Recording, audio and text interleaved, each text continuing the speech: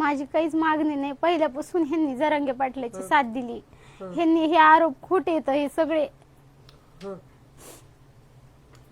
ती मनात बी नव्हतं पण एखाद्या वेळेस पाजून ते करून झालं असं. पहिल्यापासून जरांगे पाटलाची साथ दिली.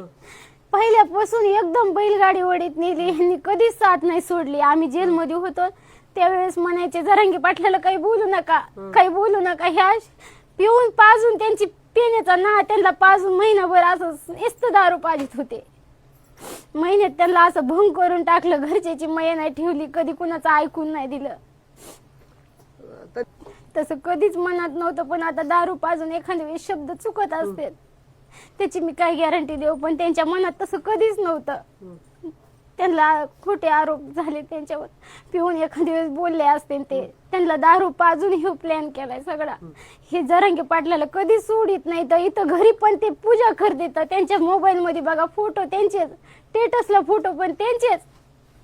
माझ्या मुलाला पण पाटलाचं नाद बघा. आमच्या कपाटाला पण फोटो त्यांचाच. सगळ्या जीवनात फोटो त्यांचा. पहिल्यापासूनचे मेन कार्यकर्ते हेच इथं. ह्यांचा प्लॅन केलाय.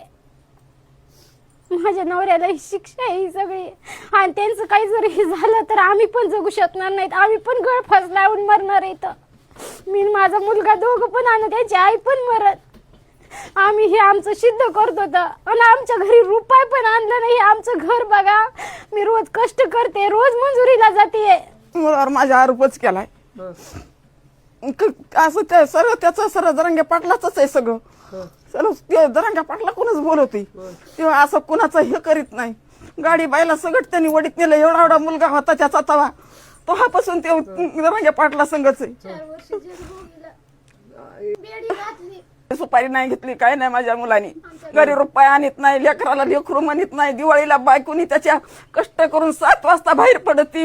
लोकांची मंजुरी करायला कापूस याचायला 1000 रुपयाचा कापूस असला. लेकराला कपडे आणले तिने दिवाळी दिवशी. एकुलती एक लेकरू म्हणून शेनी आमच्या मुलाला न्याय मिळावा एवढंच आहे आम्हाला. आम्हाला कुणाचं काही नको. रुपयाची आशा नाही. फक्त माझा मुलगा सुखासुखी हे ठेवा.